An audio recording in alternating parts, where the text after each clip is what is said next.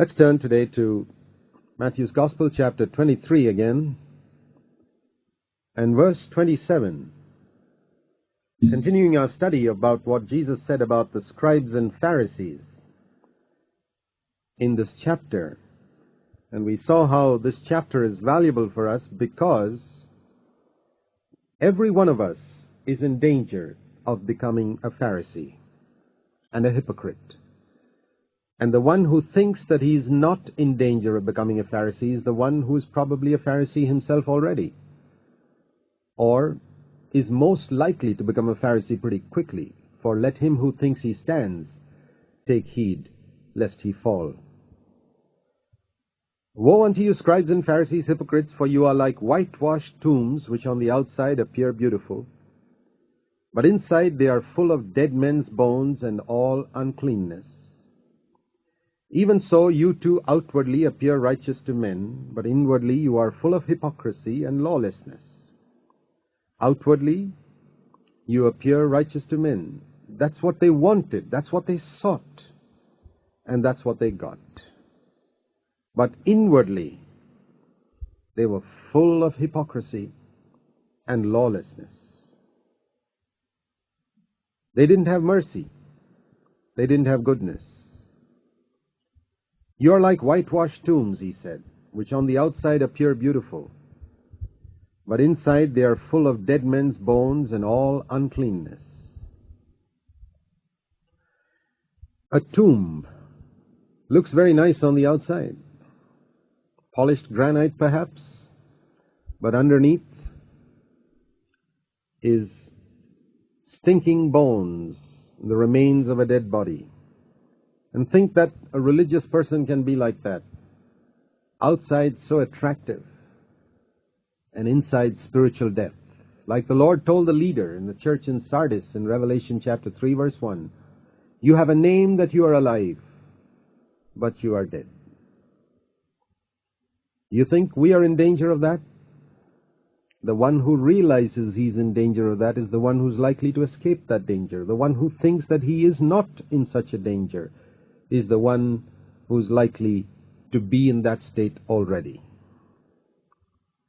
Woe unto you, scribes and Pharisees, hypocrites! Verse 29, for you build the tombs of the prophets and adorn the monuments of the righteous, and say, if we had been living in the days of our fathers, we would not have been partners with them in shedding the blood of the prophets. Consequently, you bear witness against yourselves that you are sons of those who murdered the prophets. Fill up then the measure of the guilt of your fathers. It's very easy to think that if I was in that circumstance, I would not do that. How many people there are like that? If you were living in the days of Martin Luther, would you have stood up against the corrupt Christendom of his day for the truth of justification by faith? If you're honest, if you're a compromiser today, the chances are, even if you were living in that day, you would have been a compromiser. It's very easy to think today, yes, I believe in justification by faith, and I stand for God like Martin Luther,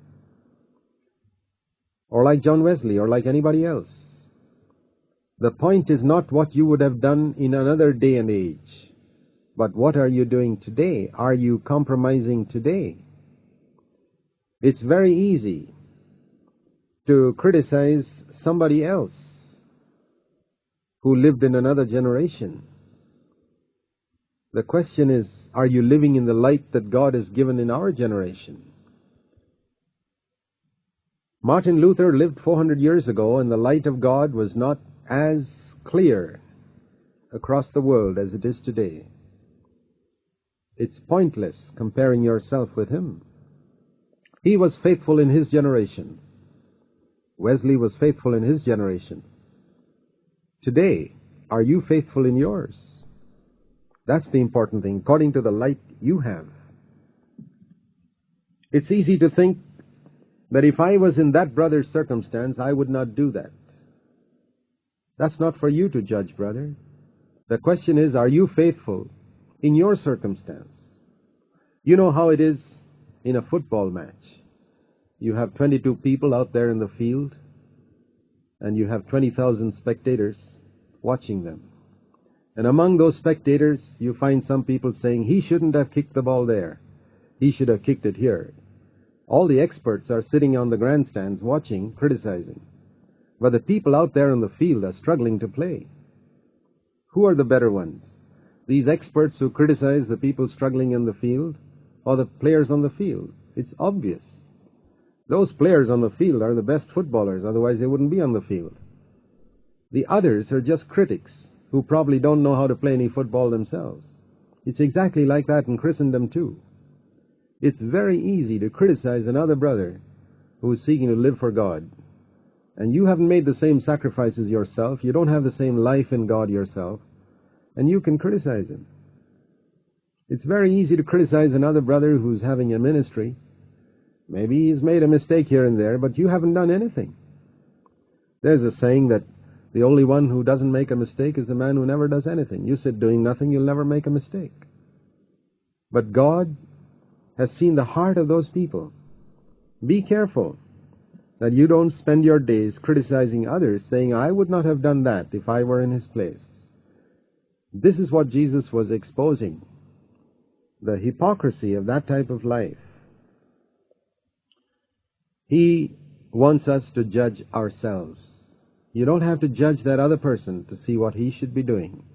Judge yourself. And he went on to say, the mere fact that you say that those were your fathers who did it proves that you're the sons of those who murdered the prophets. And he said in verse 32, fill up then the measure of the guilt of your fathers. He says, you may think that in that day you would not have stood against Isaiah or Jeremiah or Elijah. But the fact is that the prophets whom God sends in your day, you stand against them. And Jesus was the prophet in that day, and the Pharisees stood against him. They didn't have light on that. It's very easy to think as to what you would do in some other circumstance, in some other time, in some other situation, if you were in some other brother's place. But the Lord says, think of your time and your generation and your place, how you would do it. Don't worry about how another brother is bringing up his family. You ask yourself how you're bringing up yours. Don't bother about how another brother treats his wife. How do you treat yours? That's always the important question. How am I behaving in the circumstance in which I am? Not how would I have behaved in some other situation, in some other person's place. That is also one of the dangers of Phariseeism. Always thinking that you would have done it better if you were in somebody else's place. The answer is you would not have. If you're not faithful where you are, you wouldn't be faithful in some other situation. You serpents, you brood of vipers, the strongest words that Jesus used to denounce a group of people. Serpents, brood of vipers, the most deadly, poisonous snakes alive. Think that Jesus called Bible-believing, Bible-preaching people a brood of vipers, because they didn't have a life. They were hypocrites. Their life was only on the surface. How shall you escape the sentence of hell, the judgment of hell, because of their hypocrisy? Jesus condemned the hypocrites more than he condemned any other type of sinners. Women caught in adultery, murderers who hung with him on the cross, one of them, anyway, was forgiven. Prostitutes were forgiven, but hypocrites, Jesus reserved his strongest words of denunciation for them, teaching us that hypocrisy is the number one sin in God's list of sins, and spiritual pride is a very close second to that. All the other sins come after hypocrisy and spiritual pride, because these were the two characteristics of the Pharisees. Never forget that. Never think there's any sin as serious as the sins of hypocrisy and spiritual pride. Therefore, the Lord says in verse 34, I'm sending you prophets and wise men and scribes. Some of them you'll kill and crucify because you want to keep the false prophets who tickle your ears.